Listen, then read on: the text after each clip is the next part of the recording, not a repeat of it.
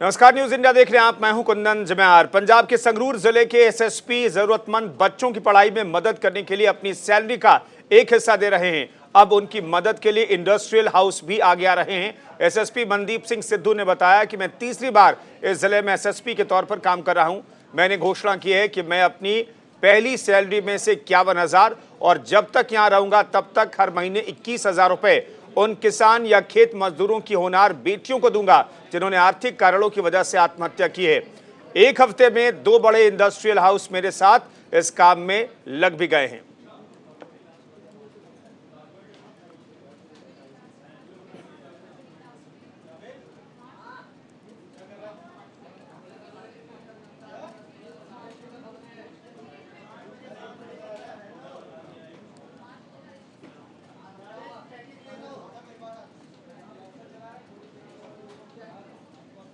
ਜਿਹੜਾ ਇੱਕ ਅਸੀਂ ਇਨੀਸ਼ੀਏਟਿਵ ਜਿਹੜਾ ਲਿਆ ਸੀ ਜਿਹਦੇ ਵਿੱਚ ਇਹ ਗੱਲ ਕੀਤੀ ਗਈ ਸੀ ਵੀ ਪਹਿਲਾਂ ਜਿਹੜੇ ਕਿਸਾਨ ਜਿਹੜੇ ਸੁਸਾਈਡ ਕਰ ਜਾਂਦੇ ਆ ਤੇ ਜਾਂ ਖੇਤ ਮਜ਼ਦੂਰ ਸੁਸਾਈਡ ਕਰ ਜਾਂਦੇ ਆ ਤੇ ਉਹਨਾਂ ਲਈ ਇੱਕ ਇਨੀਸ਼ੀਏਟਿਵ ਲਿਆ ਸੀ ਵੀ ਉਹਨਾਂ ਨੂੰ 51,000 ਤੇ 21,000 ਰੁਪਇਆ ਉਹ ਦਿਆਂਗੇ ਵੀ 51,000 ਪਹਿਲੇ ਮਹੀਨੇ ਤੇ 21,000 ਬਾਅਦ ਦੇ ਵਿੱਚ।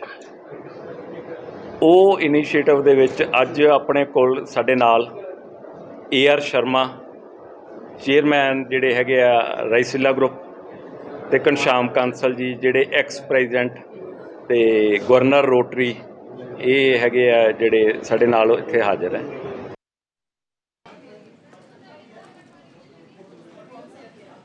तो संगरूर के एसएसपी ने अपनी सैलरी का एक बड़ा हिस्सा जो है उन किसानों के बच्चों की पढ़ाई के लिए खर्च करने का फैसला किया है जिन्होंने आत्महत्या की थी कर्ज के बोझ तले, पैसों की कमी की वजह से। और ऐसे एसएसपी की मदद करने के लिए कुछ कॉरपोरेट हाउसेस जो हैं वो सामने आए हैं। संगरूर से ये अच्छी खबर, एसएसपी संगरूर ने अपनी सैलरी का एक बड़ा हिस्सा बच्चों की पढ़ाई के लिए खर्च करने का फैसला किया है। संगरूर में उनकी तीसरी तैनाती है। उन्होंने कहा है कि पहली सैलरी में 51,000 रुपये और बाकी सैलरी जब तक वो संगरूर में पोस्टिंग उनकी रहेगी तब तक वो 21,000 रुपये बच्चों की पढ़ाई के लिए खर्च करेंगे। उन्होंने जब ये पहल शुरू की तो कुछ कॉरपोरेट हाउसेस भी सामने आए हैं, औद्योगिक घराने सामने आए हैं और उनकी मदद करने के लिए कहा है। जसबीर हमारे सहयोगी इस खबर पर बातचीत करने के लिए हमारे साथ जुड़ रहे हैं। जसबीर, एसएसपी संगरूर की पहल तारीफ होनी चाहिए और अब उनके लिए भी जो उन्होंने मुहिम शुरू की है उनकी भी एक तरीके से मदद हो रही है। कुछ लोग सामने आए हैं उनकी मदद करने के लिए भी। जी कुंदन, जो संगरूर के एसएसपी है मनदीप सिंह सिद्धू, उन्होंने एक बहुत अच्छी पहल शुरू की है। उन्होंने बड़े छोटे लेवल से काम स्टार्ट किया। वो खुद कह रहे हैं कि मुझे उम्मीद नहीं थी इतनी बड़ी लोगों का साथ मुझे मिलेगा। अभी ट्राइडेंट ग्रुप के जो चेयरमैन है उन्होंने 21 लाख का चेक दिया है और जितने भी 9th onward 9th 10th 11th और 12th क्लास के स्टूडेंट्स हैं सभी को जितनी भी उनकी स्टडी पे खर्चा आता है वो उनका फ्री कर दिया है। जितने भी सरकारी स्कूल है उसमें फ्री कर दिया है। जी कुंदन जी, ये जो एसएसपी संगरूर सामने आए उनकी संस्था है, कोई किसी उसकी संस्था की तरह से मदद की जाती है? किस तरीके से वो गरीब बच्चों तक मदद पहुंचाते हैं? जी, उन्होंने उड़ता पंजाब के नाम से एक एनजीओ स्टार्ट की है जिसमें जितने भी स्टूडेंट्स हैं या जितने भी सरकारी स्कूल में पढ़ने वाले बच्चे हैं उनको फ्री करने का ये निर्णय लिया। और उन्होंने देखा है कि पंजाब के लोग आगे बढ़कर इस पे साथ दे रहे हैं और बड़ी खुशी जाहिर कर रही है। और पूरे पंजाब में इवन के भगवंत मान ने भी उनका अप्रिशिएट किया है। और जैसे जैसे लोग बढ़ते जा रहे हैं और मनदीप सिद्धू बोलते हैं कि लोगों के हमने तो सोचा था भी बहुत कम छोटे हम अकेले धुरी में काम स्टार्ट करेंगे या संगरूर में करेंगे, पर लगता है कि पूरे पंजाब में इस सभी स्कूलों को ये फ्री शिक्षा दी जा सकती है। जी कुंदन, बिल्कुल, फ्री शिक्षा देने की मुहिम एसएसपी संगरूर मनदीप सिद्धू की तरफ से शुरू की गई है और कुछ खास कॉरपोरेट हाउसेस, बिजनेसमैन सामने आए हैं जिन्होंने मनदीप सिद्धू की मदद करने की ठानी है। जिस मुहिम में वो जुड़े हैं, जिस मुहिम में वो लगे हैं, उस मुहिम में उनका साथ देने के लिए सामने आए। शुक्रिया जसबीर इस खबर पर जानकारी देने के लिए आपका।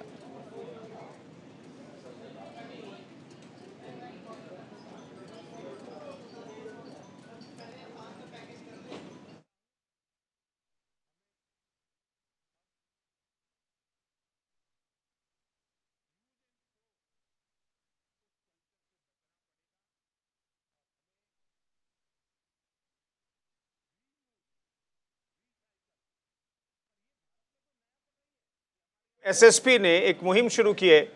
इस मुहिम के तहत उन्होंने अपनी सैलरी का एक बड़ा हिस्सा जो है वो ज़रूरतमंद बच्चों की पढ़ाई पर खर्च करने का फैसला लिया है और उनकी मदद के लिए कुछ बिजनेसमैन भी सामने आए हैं जिन्होंने 21 लाख रुपए तक की मदद की है। ज़रूरतमंद बच्चों को मनदीप सिद्धू जो कि संगरूर के एसएसपी हैं, तीसरी बार उनकी यहाँ पर तैनाती हुई है। उन्होंने कहा है कि जब तक वो संगरूर में तैनात रहेंगे यहाँ पर ज़रूरतमंद बच्चों की मदद वो करते रहेंगे। उन्होंने एक संस्था भी बनाई है, एक एनजीओ का गठन किया है, एनजीओ बनाया है उड़ता पंजाब नाम से। इसमें लोग योगदान दे रहे हैं, लोग सामने आ रहे हैं और उड़ता पंजाब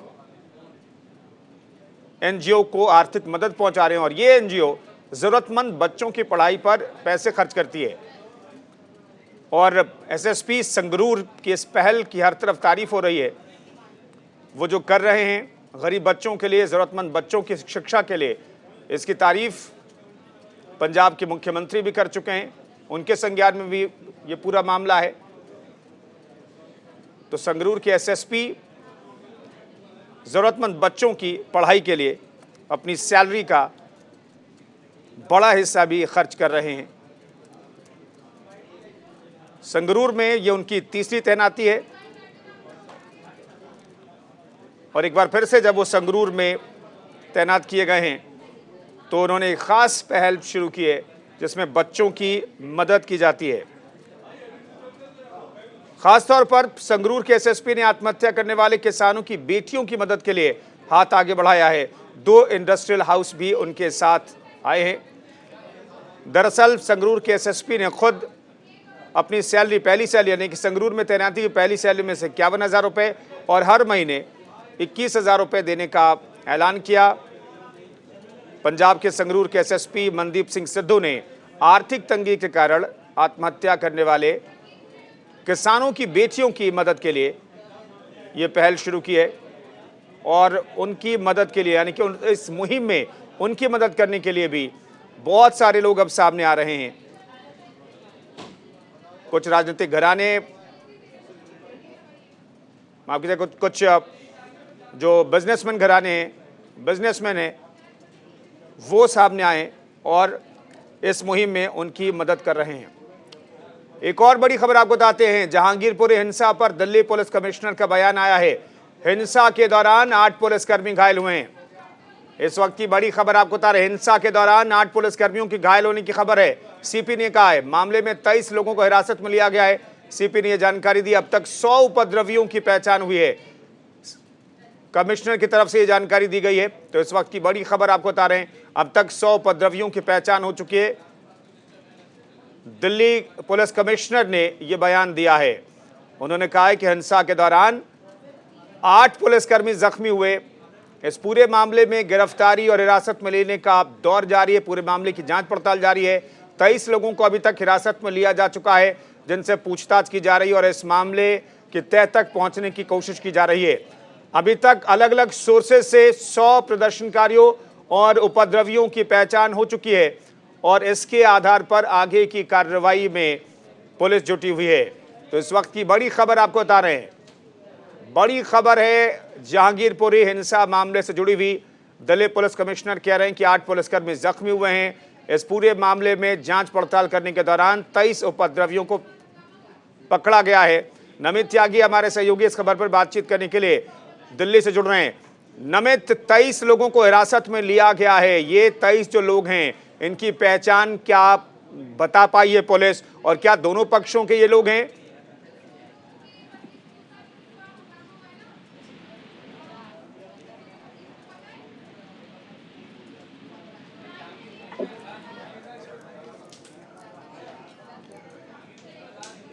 इस वक्त की बड़ी खबर आपको बता रहे हैं। जहांगीरपुरी हिंसा के दौरान 8 पुलिसकर्मी जख्मी हुए थे। हालात को कंट्रोल करने के दौरान 8 पुलिसकर्मी जख्मी हुए। अभी तक की जांच में 23 लोगों को गिरफ्तार किया गया, 23 आरोपियों को गिरफ्तार किया गया। नमित त्यागी हमारे साथ फोन लाइन पर मौजूद है दिल्ली से। नमित, 23 लोगों की गिरफ्तारी हुई। इन 23 लोगों में क्या दोनों तरफ के लोग हैं? देखिए बिल्कुल, अगर अभी तक पूरी अगर घटना की जांच की बात करें तो कुंदन 23 लोगों की ऑफिशियली जानकारी दी गई है कि 23 लोगों को गिरफ्तार किया गया है, जिसमें से 2 नाबालिग भी हैं। इसके अलावा जो मुख्य आरोपी हैं वो अंसार और असलम हैं, जिनको गिरफ्तार किया गया है। हालांकि इसमें 2 से 3 नाम दूसरे समुदाय के भी हैं, लेकिन जो ज्यादातर नाम है वो एक विशेष समुदाय के हैं। और जैसा इसमें जो मुख्य साजिश करता है अंसार, उसका नाम सबसे ऊपर रखा गया है। क्यों? क्योंकि इसके पीछे 2 वजह हैं। पहला ये कि वो 2020 के दंगों से भी उसके कनेक्शन जुड़ते हुए नजर आ रहे हैं, अभी तक जो दिल्ली पुलिस ने सुबह से जांच की है। हालांकि अब इस इलाके को जो है काफी संवेदनशील माना गया है, क्योंकि तकरीबन आधे घंटे पहले ही दिल्ली पुलिस की एक टीम जो है वो एक आरोपी है सोनू, उसकी दबिश के लिए, उसको गिरफ्तार करने के लिए एक संकरी गली में घुसने की कोशिश करी थी दिल्ली पुलिस की टीम ने, लेकिन ऊपर से दिल्ली पुलिस पर पथराव किया गया, जिसमें दिल्ली पुलिस के एक अधिकारी सत्येंद्र खारी के पैर में चोट भी लगी है। तो फिलहाल उस पूरे इलाके को कॉर्डन ऑफ कर दिया गया है। अब दिल्ली पुलिस के सामने कुंदन चुनौती ये है कि जो वो संकरी गलियां हैं जहां से पथराव हुए थे शोभा यात्रा के दौरान, उन गलियों में कैसे जाया जाएगा, कैसे वहां पर सबूतों को जुटाया जाएगा। बिल्कुल, तो अब क्या रणनीति है नमित, क्योंकि सोनू को पकड़ना भी जरूरी है, पुलिस चाहती है उसे गिरफ्तार करना। अब क्या और भी पुलिस बल की मौजूदगी में फिर से इस अभियान में पुलिस जुटने वाली है?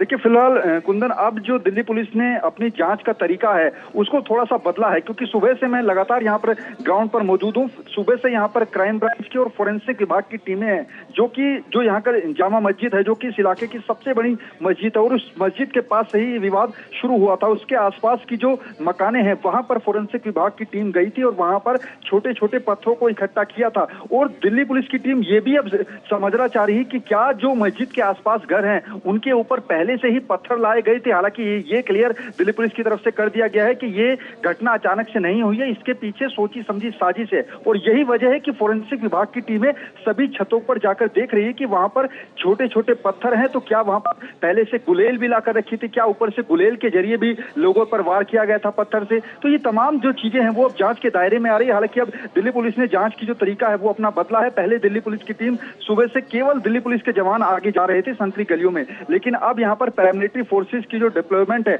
उसको काफी ज्यादा बढ़ा दिया है। तो अब जैसे जैसे दिल्ली पुलिस की टीम आगे चल रही है जांच के लिए, लोगों से पूछताछ के लिए, उनके साथ साथ एक अर्धसैनिक बलों की टुकड़ी भी चल रही है।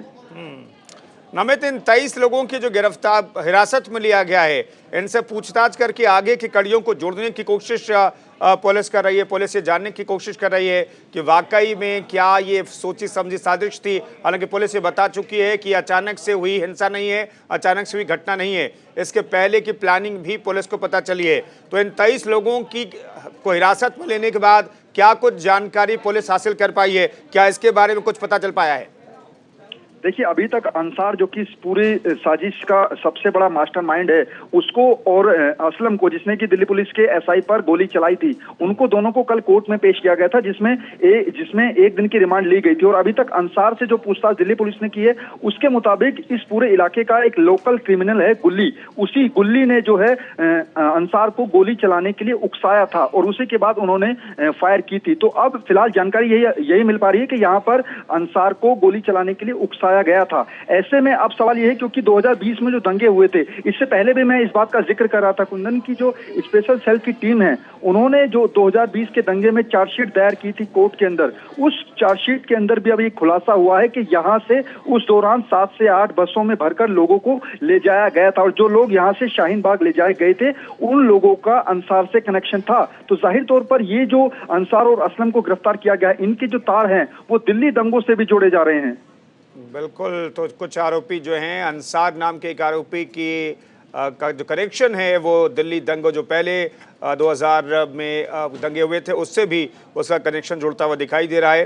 तो पुलिस हर एंगल से मामले की पड़ताल में जुटी हुई है। फिलहाल पुलिस ने कहा है कि 8 पुलिसकर्मी जख्मी हुए। दिल्ली पुलिस कमिश्नर ने ये बयान दिया है कि 8 पुलिसकर्मी भीड़ को संभालने में और हालात को कंट्रोल करने में शनिवार की शाम जो हिंसा हुई उसमें जख्मी हुए थे। तो जिन 8 पुलिसकर्मियों के घायल होने की खबर नमित मिल रही है और चूंकि आरोपियों ने गोली भी चलाई है, तो घायल पुलिसकर्मियों के हालात के बारे में क्या जानकारी दी जा रही है आधिकारिक तौर पर? देखिए, आज सुबह ही जो दिल्ली पुलिस के कमिश्नर है राकेश अस्थाना, उन्होंने जिन लोगों को घायल हुए थे जो कि पुलिसकर्मी, उनसे मुलाकात की है और जिस शख्स को, जिस सब इंस्पेक्टर को, एसआई को दिल्ली पुलिस की गोली लगी थी बाएं हाथ में, उससे भी मुलाकात की है सुबह राकेश अस्थाना ने। फिलहाल उनकी जो हालत है वो स्थिर बताई जा रही है, सबको घरों में भेज दिया गया है। लेकिन आज अभी कुछ देर पहले, 1 घंटे पहले, सत्येंद्र खाई जो कि दिल्ली पुलिस के अधिकारी हैं, उनको पैर में पत्थर लगा था जब वो अंदर सोनू को पकड़ने के लिए अंदर घुसे थे उस संकरी गली में। फिलहाल उनको अस्पताल ले जाया गया है। उनका मेडिकल बुलेटिन जो है वो शायद थोड़ी देर में जारी होगा। अभी जानकारी नहीं मिल पाई कि उनकी हालत कैसी है, लेकिन पैर में चोट लगी है, काफी खून उनका निकला था वहां पर। तो कुल मिलाकर अब जो स्थिति यहाँ पर है, गृह मंत्रालय की तरफ से भी आदेश दिया गया है कि ऐसे लोगों पर कड़ी कार्रवाई की जाए। लेकिन पुलिस के सामने चुनौती ये है, और पुलिस पर सवाल ये भी उठ रहा है कि अगर इतना संवेदनशील इलाका था तो पहले से यहाँ पर भारी संख्या में फोर्स को क्यों नहीं डिप्लॉय किया गया, क्यों नहीं यहाँ पर जब शोभा यात्रा निकल रही थी उस दौरान पहले से ही ये दिल्ली पुलिस को निर्देश देना चाहिए था कि यहाँ पर ज्यादातर फोर्स डिप्लॉय करे, क्योंकि ये इलाका काफी संवेदनशील माना जाता है। बिल्कुल, शुक्रिया नमित इस खबर पर जानकारी देने के लिए। आप सुबह से वहां के हालात पर नजर बनाए हुए हैं। न्यूज़ इंडिया ने सबसे पहले ये खबर ब्रेक की थी और जहांगीरपुरी हिंसा से जुड़ी हुई हर खबर सबसे पहले हम आपको दिखा रहे हैं। एक और बड़ी खबर हम आपको बताते हैं, जहांगीरपुरी में भारी संख्या में पुलिस बल की अब तैनाती की गई है। सोनू की पत्नी से भी पूछताछ के बाद हंगामा हुआ है। गोली चलाने वाला सोनू शेख अब तक फरार चल रहा है, जिसको गिरफ्तार करने के लिए पुलिस गई थी, लेकिन गलियों में पुलिस पर हमला किया गया, पत्थरबाजी की गई और एक पुलिस के अधिकारी के पैर में चोट आई है, जिन्हें अस्पताल ले जाया गया है। उनका बहुत खून बह गया है। तो सोनू नाम के आरोपी की गिरफ्तारी के लिए पुलिस ने दबिश दी है, लेकिन पुलिस टीम पर ही हमला कर दिया गया और एक पुलिस अधिकारी के पैर में चोट आई है। बड़े बड़े पत्थरों से हमला किया गया है और अब बताया जा रहा है कि अर्धसैनिक बलों की भी तैनाती इलाके में कर दी गई है। पुलिस की मौजूदगी भारी संख्या में है इलाके में, ताकि हालात कंट्रोल में रहे, हालात नियंत्रण में रहे। लेकिन इन सब के बीच अब अर्धसैनिक बलों की भी तैनाती की गई है। 23 लोगों को हिरासत में लिया गया है, जिनसे पूछताछ की जा रही है। 100 लोगों की पहचान की जा चुकी है और पुलिस साफ तौर पर यह कह रही है कि ये अचानक से हिंसा नहीं भड़की, पहले से साजिश रची गई थी, पहले से तैयारी थी। इस तरीके से हमले की पहले की तैयारी के सबूत भी पुलिस के हाथ लगे हैं। इसलिए पुलिस ने कोर्ट में भी जानकारी दी है कि पहले से इस हमले की साजिश, हिंसा की पहले से हमले की साजिश रची गई थी। और एक और बड़ी खबर आपको बताते हैं, अमृतसर में कांग्रेस नेता नवजोत सिंह सिद्धू ने जंडियाला गुरु दाना मंडी का दौरा किया है, जिसके बाद पत्रकारों से नवजोत सिंह सिद्धू ने कहा है कि आम आदमी पार्टी पंजाब को लॉन्चिंग पैड की तरह इस्तेमाल करना चाहती है। उन्होंने मंडी में गेहूं बेचने पहुंचे किसानों और आढ़तियों से भी बातचीत की।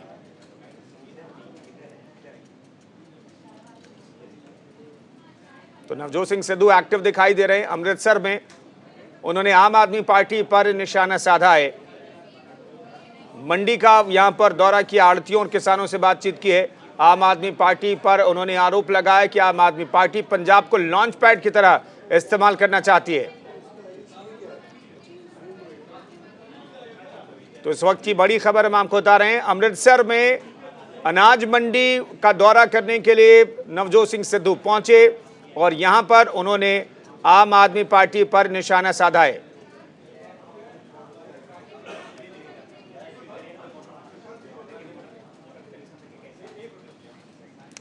एक और बड़ी खबर आपको बताते हैं, विवादों में पटियाला की सेंट्रल जेल है, डिप्टी सुपरिटेंडेंट पर कैदी ने आरोप लगाया है। इस वक्त की बड़ी खबर आपको बता रहे हैं, कैदी ने आरोप लगाया डिप्टी सुपरिटेंडेंट पर।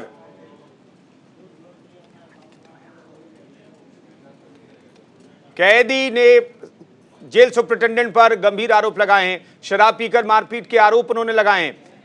कैदी ने अदालत में याचिका दायर की है। कैदियों के साथ मारपीट और कैदियों के मामले को लेकर के अब सेंट्रल जेल सुर्खियों में है, क्योंकि गंभीर आरोप कैदियों की तरफ से ही जेल सुपरिटेंडेंट पर लगाए जा रहे हैं। डिप्टी सुपरिटेंडेंट पर कैदी ने गंभीर आरोप लगाए, शराब पीकर के मारपीट का आरोप लगाया कैदी ने।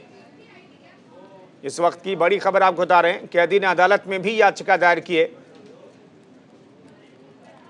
इस बार जेल के डिप्टी सुपरिटेंडेंट पर एक कैदी ने शराब पीकर मारपीट के आरोप लगाए हैं। अदालत में याचिका भी दायर की है कैदी ने। अदालत के निर्देश पर कैदी को अस्पताल में डॉक्टरों के बोर्ड से मेडिकल करवाया गया है। उधर पुलिस चौकी सेंट्रल जेल पटियाला ने आरोप लगाने वाली कैदी पुष्पिंदर सिंह के बयान दर्ज कर लिए हैं। चौकी के इंचार्ज सुखदेव सिंह ने कहा है कि अभी कैदी पुष्कर सिंह की मेडिकल रिपोर्ट नहीं पहुंची है। मेडिकल रिपोर्ट मिलने के बाद अगली कार्रवाई की जाएगी। मंजूर पठान हमारे सहयोगी इस खबर पर बातचीत करने के लिए फोन लाइन पर मौजूद हैं। मंजूर, अब इस पूरे मामले में चूंकि अदालत तक शिकायत पहुंची है, मामले की जांच शुरू हो गई है, जेल सुपरिटेंडेंट की तरफ से कोई बयान?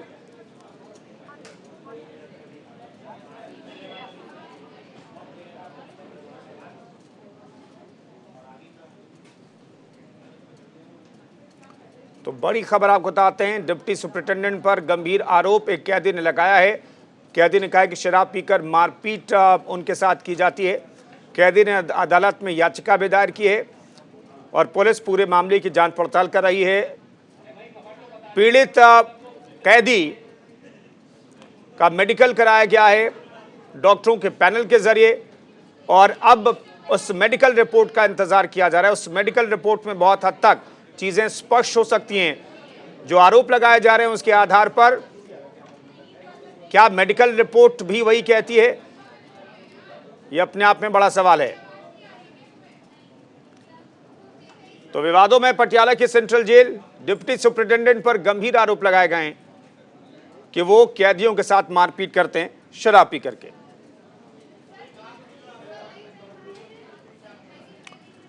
एक और बड़ी खबर आपको बताते हैं, हिमाचल प्रदेश के मुख्यमंत्री जयराम ठाकुर के दौरे को लेकर कांग्रेस पार्टी के वरिष्ठ नेत्री और डलहौजी से विधायक आशा कुमारी ने पत्रकार वार्ता के दौरान भलई में पलटवार करते हुए कहा है कि चुनावी साल को देखते हुए मुख्यमंत्री जयराम ठाकुर कोरी घोषणाएं करने में जुटे हैं।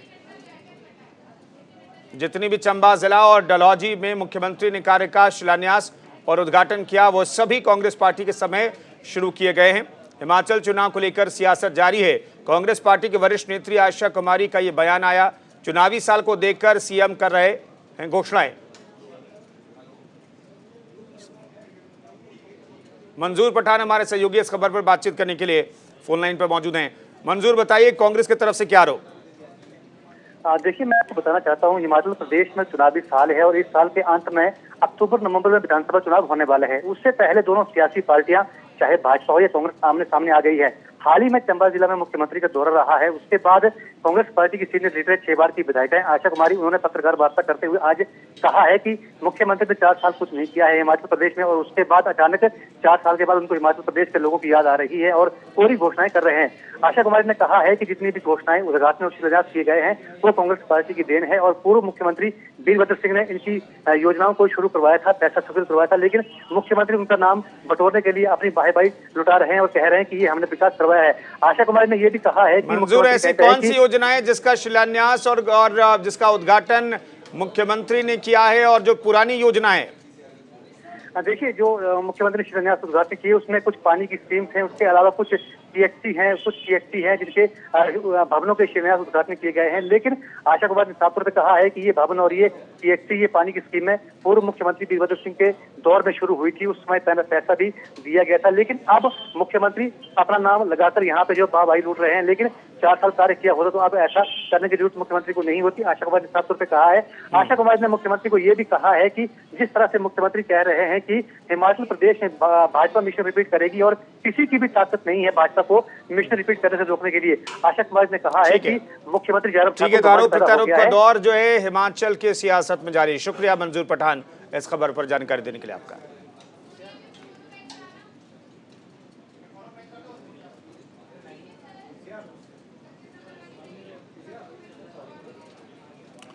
एक और बड़ी खबर आपको बताते हैं, हिमाचल सरकार ने 125 यूनिट तक बिजली फ्री करने की घोषणा कर दी है। वहीं गांव में फ्री पानी भी देने का ऐलान किया गया है। इस घोषणा पर कांग्रेस प्रदेश प्रवक्ता कुशल जेठी ने तीखी प्रतिक्रिया दी है। उन्होंने कहा है कि भाजपा अब आम आदमी पार्टी के पद चिन्हों पर चलने को मजबूर हो चुकी है।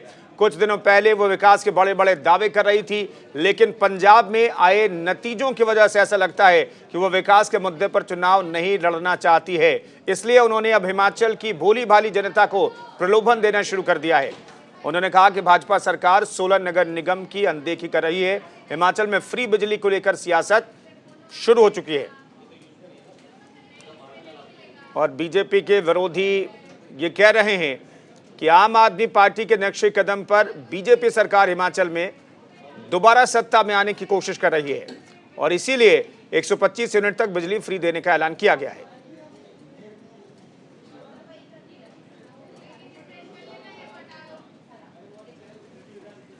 एक और बड़ी खबर आपको बताते हैं, सोनिया गांधी से मिलने पहुंचे प्रशांत किशोर, मुकुल वासनिक और रणदीप सुरजेवाला भी बैठक में मौजूद हैं। इस वक्त की बड़ी खबर हम आपको बता रहे हैं, कांग्रेस के संपर्क में है प्रशांत किशोर, चुनावी रणनीतिकार। प्रशांत किशोर ने मुलाकात की है सोनिया गांधी से और इस मौके पर मुकुल वासनिक और रणदीप सुरजेवाला भी मौजूद रहे। इस वक्त की बड़ी खबर आपको बता रहे हैं, पिछले कुछ दिनों से बैठकों का दौर जारी है। कांग्रेस रवि सराफ हमारे सहयोगी इस खबर पर बातचीत करने के लिए फोन लाइन पर मौजूद हैं। रवि, बैठकों का जो सिलसिला है वो हम देख रहे हैं पिछले कुछ दिनों से जो शुरू हुआ है वो लगातार जारी है और चुनावी रणनीतिकार जो है प्रशांत किशोर वो लगातार मिल रहे हैं सोनिया गांधी से। देखिए, ये कहा जा सकता है कि पिछले कुछ दिनों में ये दूसरी मुलाकात सोनिया गांधी के साथ पीके की है और ये मुलाकात अपने आप में अहम भी हो जाता है क्योंकि इस मुलाकात में कांग्रेस पार्टी के राष्ट्रीय महासचिव प्रियंका गांधी वाड्रा भी मौजूद है।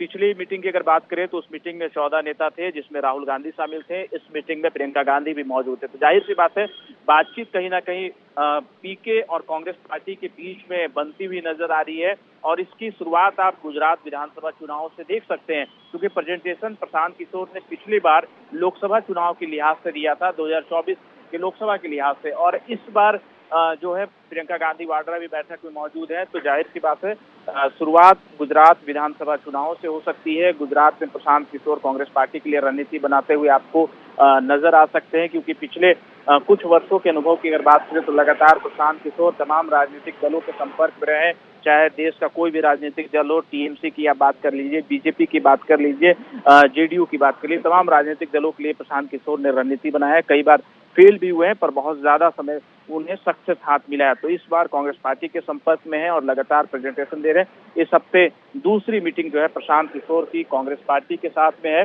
तो एक प्रेजेंटेशन पहले प्रशांत किशोर ने दे दिया है और अब जो है आखिरी दौर की बातचीत चल रही है। पर फिलहाल अगर कांग्रेस पार्टी की स्थिति की बात करें तो कई ऐसे नेता भी हैं जो ये नहीं चाहते हैं कि किसी रणनीतिकार का पार्टी में एंट्री हो, पार्टी के पद में बैठकर वो काम करें, और कुछ नेता ऐसे हैं जो ये मानते हैं कि कांग्रेस पार्टी में प्रशांत किशोर की एंट्री होनी चाहिए, यानी कि वो रणनीतिकार हैं, कई सरकारें उन्होंने बनवाई है। तो कुछ ऐसे भी नेता हैं जो प्रशांत किशोर के खेमा के हैं, जो चाहते हैं कि प्रशांत किशोर कांग्रेस पार्टी के लिए काम करे। पर बहुत ऐसे G23 की अगर बात करें तो ऐसे नेता हैं जो नाराज हैं और वो नहीं चाहते हैं कि प्रशांत किशोर कांग्रेस पार्टी में किसी पद पर बैठे और काम करें। वो चाहते हैं कि एज ए कंसल्टेंट, यानी कि बिना पद के वो बाहर से अपनी रणनीति बनाएं और पार्टी में काम करें, और अगर पार्टी को जीत हासिल मिलता है, उनसे फायदा होता है, तो फिर पार्टी में ज्वाइन कराया जाए। तो अभी खेमाबंदी बहुत तेज है प्रशांत किशोर को लेकर। अब ये पार्टी के शीर्ष नेतृत्व तय करना है कि प्रशांत किशोर का इस्तेमाल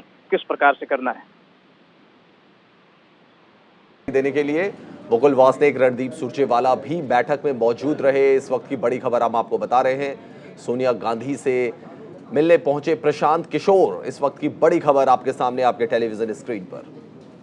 मुकुल वासनिक, रणदीप सुरजेवाला भी बैठक में मौजूद हैं। तो कांग्रेस अपनी भविष्य की रणनीतियों पर काम कर रही है और इसी के तहत प्रशांत किशोर जो है वो सोनिया गांधी से मिलने पहुंचे हैं, उनसे बातचीत चल रही है। आगे रणनीति क्या होगी कांग्रेस की, इस पर विचार चल रहा है।